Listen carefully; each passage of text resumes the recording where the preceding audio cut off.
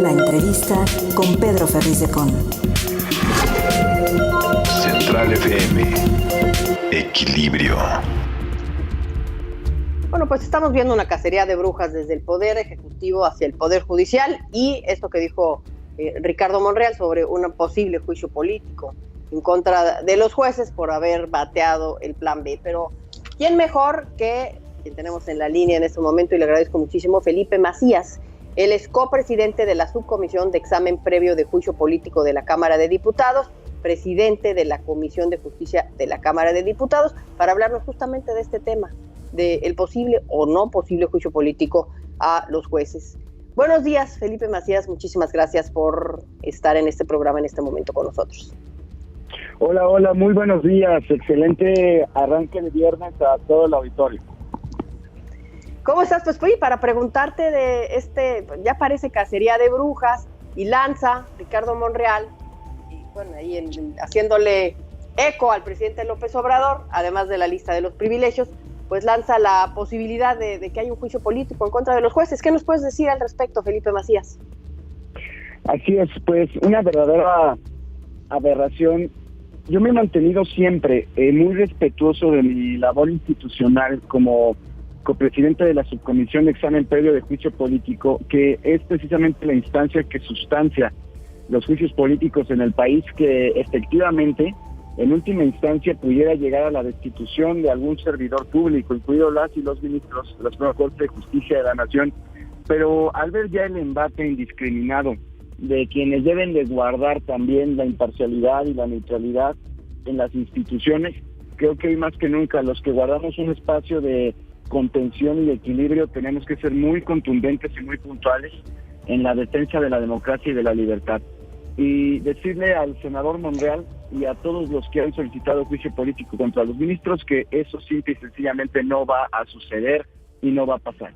Para que se pueda accionar un juicio político contra las y los ministros o cualquier servidor público, se ocupa forzosamente que las copresidencias de la subcomisión, es decir, la presidencia de la Comisión de Gobernación y su servidor como presidente de la Comisión de Justicia, firmemos y solicitemos que se procese el procedimiento dentro de la subcomisión, cosa que evidentemente no va a suceder, porque lo dijimos desde que se instaló esta subcomisión. Nosotros no vamos a caer en la persecución política y vendetas políticas. Nuestro trabajo siempre va a ser aplicado a la ley, a la Constitución, a la ley de responsabilidades, y solamente cuando haya sustento jurídico tangible es como procederíamos contra algún personaje. Aquí es evidente que simplemente están buscando ejercer estos procedimientos porque no les gustó el fallo de la Corte. Y el fallo de la Corte simple y sencillamente atiende a sus facultades constitucionales de protección a la misma Constitución. Y hay que decirlo con claridad, el fallo fue prácticamente unánime, salvo pues las ministras que, sobre todo una en particular que ha sido cuestionada, sobre todo incluso por la legitimidad de la cual debería de estar en la Suprema Corte de Justicia de la Nación, al haberse acreditado apócrifos sus estudios. Entonces, hoy por hoy, la Corte estableció con muchísima contundencia la protección a la Constitución y la democracia al señalar que fue violentado el proceso legislativo y en ese sentido, también nosotros desde nuestra trinchera vamos a brindar la autonomía de los poderes de la Unión. ¿Qué crees tú que motivó, sabiendo todo esto que nos pone sobre la mesa, de que no procedería, que es evidente, como bien nos lo planteas, una injerencia a la división de poderes? ¿Qué habrá motivado a Ricardo Monreal, que es conocedor de la Constitución y de todos estos procesos, a aventarse a lanzar esta propuesta que bien tú nos dices, Felipe Macías, que no tiene manera de que pase y que prospere? Así es, Adriana. Pues mira, muy sencillo, ya siempre creo que el senador Monreal ha sido bastante astuto en lucrar.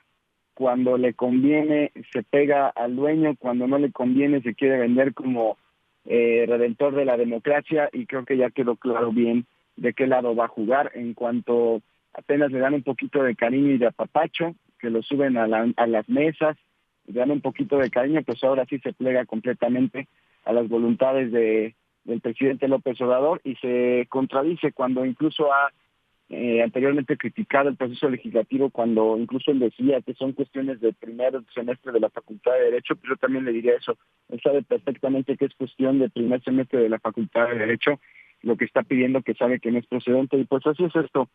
Por miedo o por motivaciones de quedar bien con el jefe, son capaces de decir lo que sea, y es una vergüenza que hoy por hoy el senador Monreal, él en su trayectoria académica y política, hoy con tal de quedar bien, se atreva a decir, a insinuar persecución contra la Suprema Corte de Justicia de la Nación. Pero pues así es esto, Adriana. ¿Qué me puedes decir sobre esto que ha dicho López Obrador sobre la necesidad y lo que va a hacer? Ya lo dijo, que antes de salir de su gobierno, que es el 1 de octubre, va a lanzar una serie de reformas. Entre ellas, justamente, quiere reformar al Poder Judicial para que sean electos por voto popular y no como se hace en este momento. ¿Qué opinas de esto?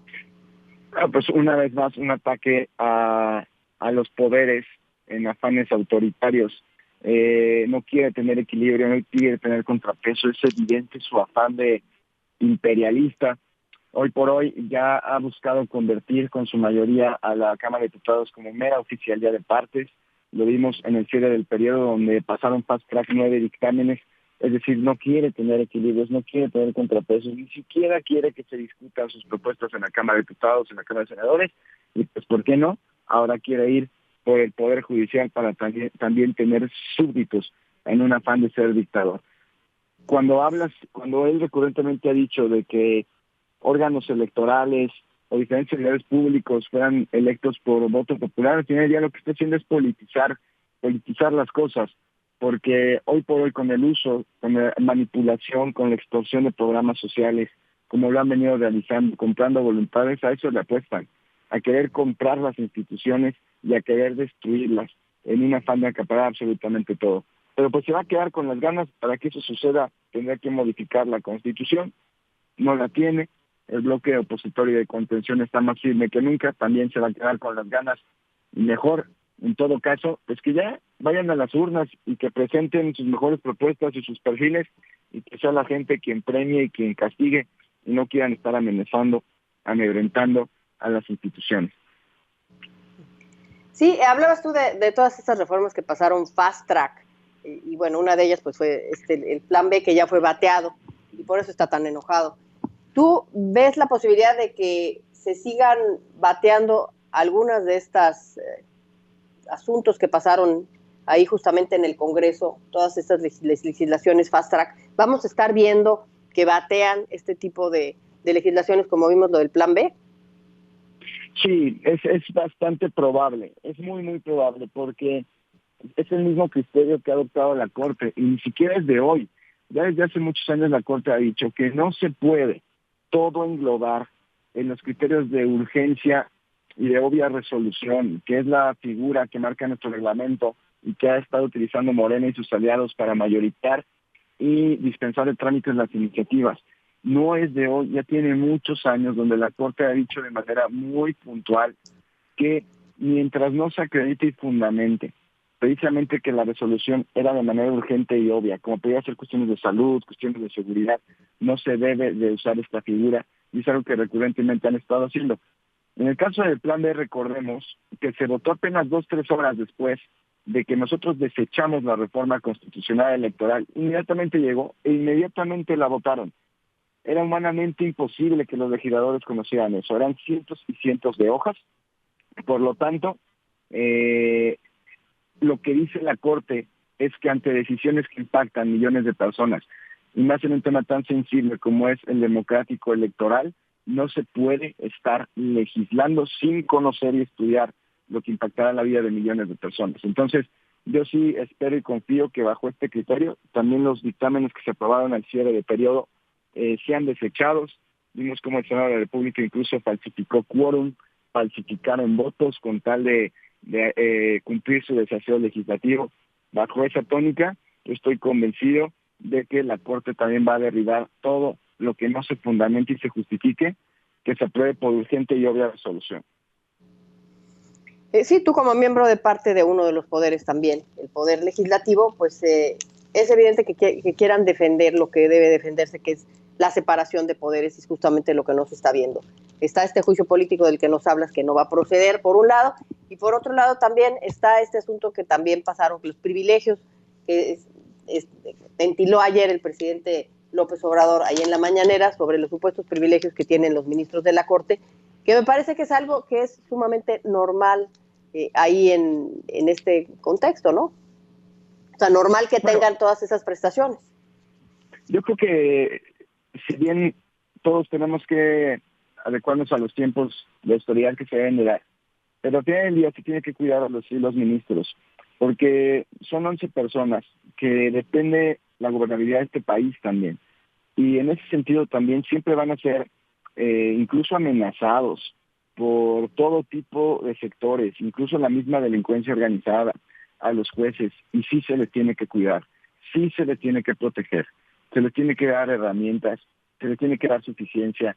Es decir, no podemos satanizar al final del día a una institución que es garante de la gobernabilidad, y tenemos que ser muy conscientes y muy realistas de la situación que estamos viviendo en el país.